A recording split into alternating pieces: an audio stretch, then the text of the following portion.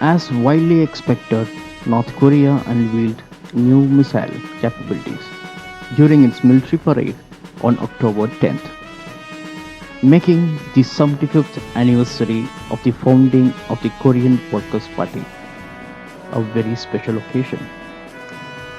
But the specific new missile revealed were a surprise: a road mobile liquid propellant intercontinental ballistic missile, much larger than previously known North Korean systems, and a new solid propellant submarine launched ballistic missile SLBM. The new ICBM, presumably the Hwasong 16, appears to be approximately 25 to 26 meter long and 2.5 to 2.9 meter in diameter, about 4 to 4.5 meter longer, and about 0.5 meter larger in diameter than the North Korea's Hwasong 15 ICBM, which was earlier tested in November 2017. Indeed, the new missile has been correctly characterized as the world's largest mobile ICBM. The estimated weight of this new ICBM from North Korea, which was displayed on the parade, could be around 1 lakh to 1 lakh 50,000 kilograms, compared to some 80,000 kilograms of the Chinese DF-41 solid propellant road mobile ICBM, and about 1 lakh 4,000 kg of the former Soviet SS-24 rail mobile solid ICBM. The first stage of the new ICBM appears larger and large enough in diameter to accommodate four of the Soviet RD-250 sized rocket engine believed to power the Hwasong 15, which uses two in its first stage. The number and types of engine used in this presumed second stage are unclear, making the new missile's throw weight capability uncertain.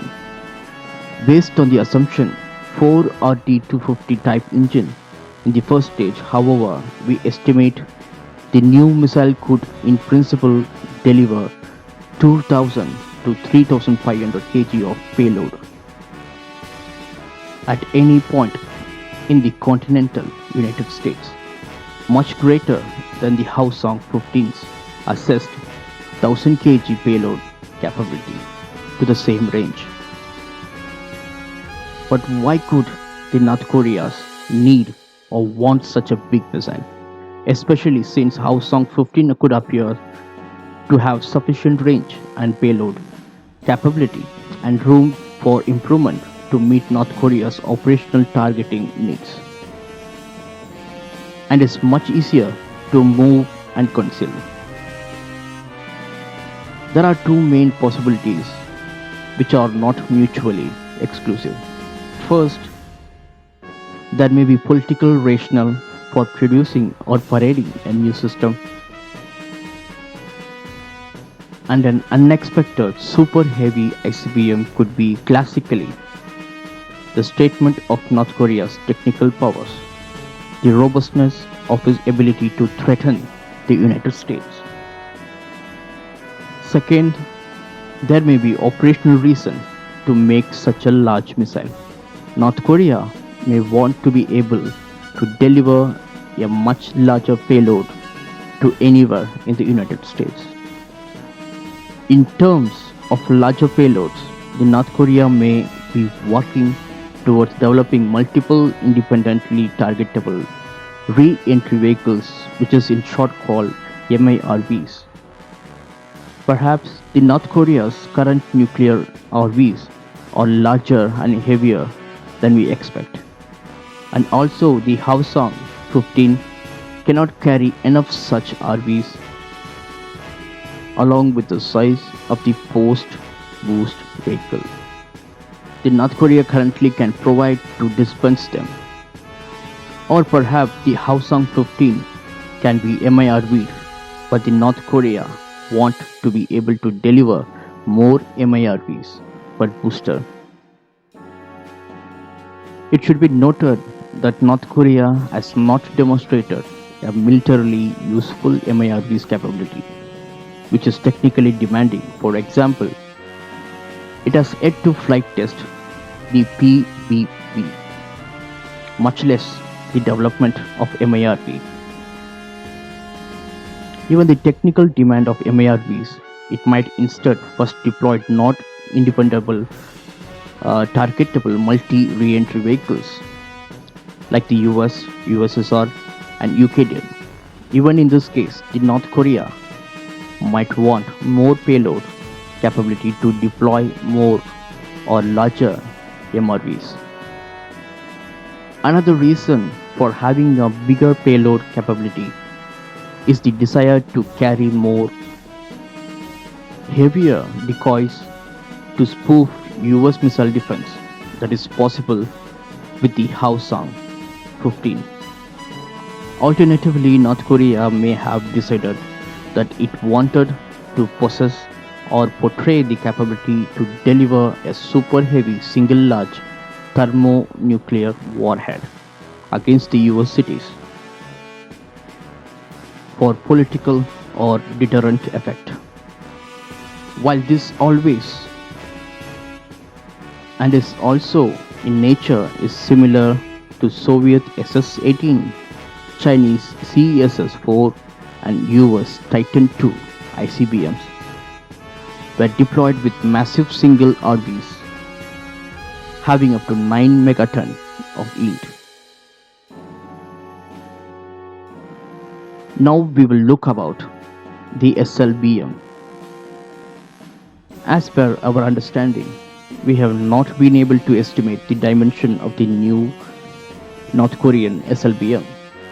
From the currently available images, one analyst suggests it may be the same size of the current KN-26. The missile's short and wide body appearance makes sense given the constraints of the submarine launch tube. Especially the size of North Korean submarines probably could use. At least portion of the missile's motor case appears to be filament wound, a technology that North Korea previously have suggested they possess. If the entire motor case were so constructed that could reduce the missile structure, weight, and allow greater range and payload capability.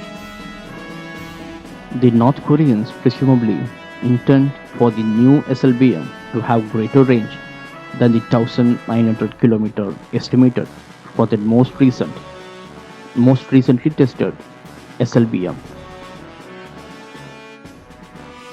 If the new SLBM uses the larger solid fuel motor than the previous version, there is no open source evidence that motor has been ground tested. If the new SLBM is intended to be deployed, it may be intended for the new conventionally powered ballistic missile submarine that North Korea hinted at building in July 2019. The military significance of a new SLBM will turn on its range capability. North Korea understands that longer the range, the closer its submarines can stay in its water and hit multiple targets of United States. The significant range to hit Guam, Hawaii, or even the US western coast without a vulnerable transit. In any case, as noted elsewhere, this missile could provide only marginal additional to the threat posed by the North Korea. The threat posed by North Korea is much larger and increasingly longer range and much more survivable land-based ballistic missile force. Thank you for listening to IFN News. We will come back with yet another report. Till then, goodbye. Jai Hind.